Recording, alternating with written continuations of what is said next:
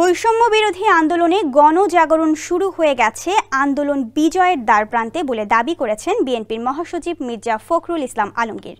শনিবার দুপুরে বনানীতে দলের স্থায়ী কমিটির সদস্য কারাবন্দী আমির খসরু মাহমুদ চৌধুরীর বাসায় তার পরিবারের সঙ্গে সাক্ষাতের পর তিনি কথা বলেন।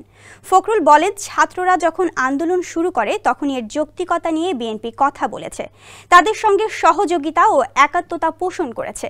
এখন যৌক্তিক এই আন্দোলনে শুধু সমর্থন নয়, বিএনপি সব রকমের সহযোগিতা করবে এবং ছাত্রদের পাশে থাকবে। মির্জা ফখরুল আরও বলেন, বিএনপি যেটা সবসময় বলে আসছে তরুণদের জাগ্রত হওয়ার কথা, সেই তরুণরাই এবার জেগে উঠেছে। এজন্যই সবাই অত্যন্ত আশাবাদী।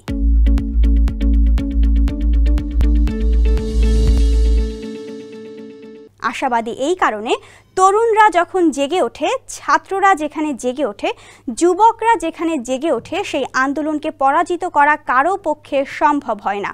বিএনপি মহাসচিব বলেন, দেশে এখন গণজাগরণ শুরু হয়ে গেছে। শিক্ষার্থীদের কোটা বিরোধী যে আন্দোলন, সেই আন্দোলনের সাধারণ মানুষজন যোগ দিয়েছেন। শুধু ছাত্ররা নয়, এখন অভিভাবক, চিকিৎসক, আইনজীবী, শিল্পী, সাংস্কৃতিক কর্মী, সাংবাদিক সহ সব পেশার মানুষেরা এই আন্দোলনে যোগ দিয়েছেন। তারা যুক্ত হয়েছেন সব ভয়কে উপেক্ষা করে।